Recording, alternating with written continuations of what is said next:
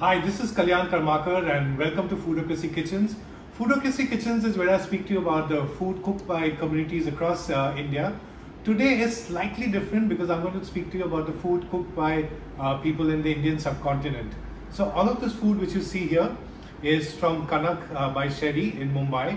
And Sherry is a home chef who started, who's a Shimla girl, and then first started a home chef foray in Chennai, where she'd make home cooked meals for people who are living by themselves in Chennai. And since then she worked with top 5-star hotels and gourmet restaurants in India to promote and present her native Himachali cuisine as well as Punjabi cuisine.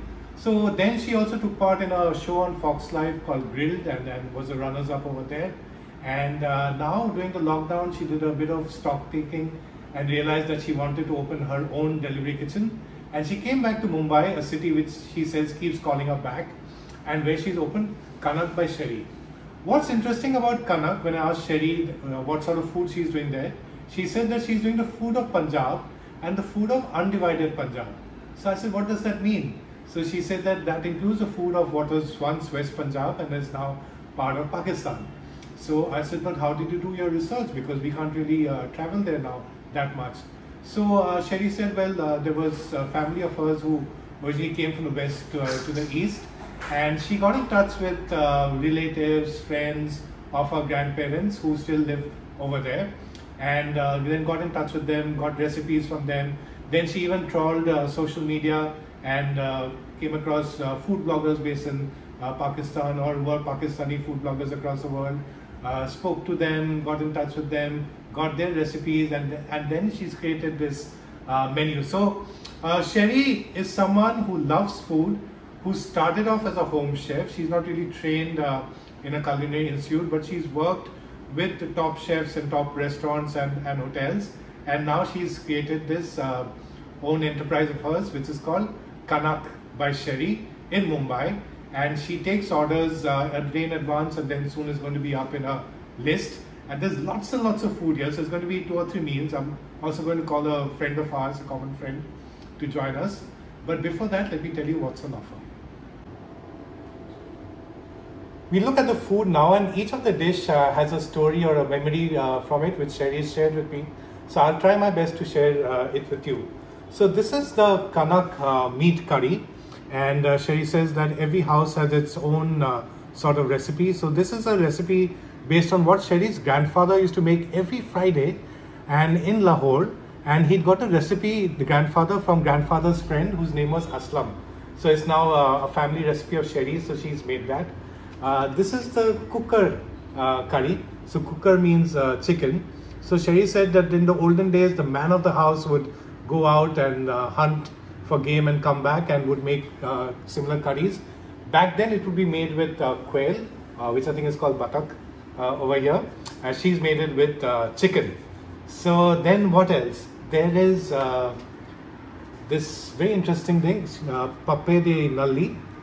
So what she said was that Sherry's grandmom used to make tandoori rotis in the tandoor back in the day, and when she would finish, then the grandfather would toss in lamb chops with some basic spices in the tandoor, and I can't tell you how tender this is. So how beautifully Sherry's brought back all those memories. Now this is the chapli kebab, and the first time I had this from Sherry was when she made it at the FBI Home Chef Meet, which was I think at the St. Regis Hotel, and it was lovely having them straight off the tawa. So she said this is a dish which comes from Peshawar, and it's called chapli kebab because it was made in the Gardi restaurant, Gardi market, which is famous for the chappal or sandal shops over there. So chapli kebabs. And then there is a bheen ki tikki. Bheen is a lotus stem, and Punjabi and Sindhi households do a lot of cooking with lotus stem. In fact, I live close to Khar in Mumbai, where you get shops where you get lotus stem. So she made a tikki with it. This is something that's very interesting. It's called Riyaz ke kofte, and it's made with berries, and berries came to Pakistan originally from Iran, so a bit of an Irani dish you could say. And she named it Riyaz ke kofte because Riyaz Amlani, restaurateur, who's married to someone from Pakistan, He was a judge at Grilled and he really loved it. So Sherry named this Riyaz Ke Kofte. This is the famous Ma Pyari dal, which is with rajma and black dal and kept overnight. I first heard of the term Ma Ki Dal in my Punjabi PG where I stayed. And Sherry said that as a kid, she used to ask her grandmother that why is it named Ma Ki Dal and why not also about the father.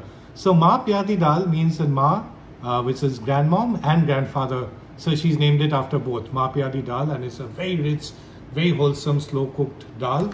And she also has a jackfruit biryani because she said that in west of Punjab, it was really jackfruit, which you can see here. This is not mutton, which was had on celebratory occasions when you wanted vegetarian, not paneer.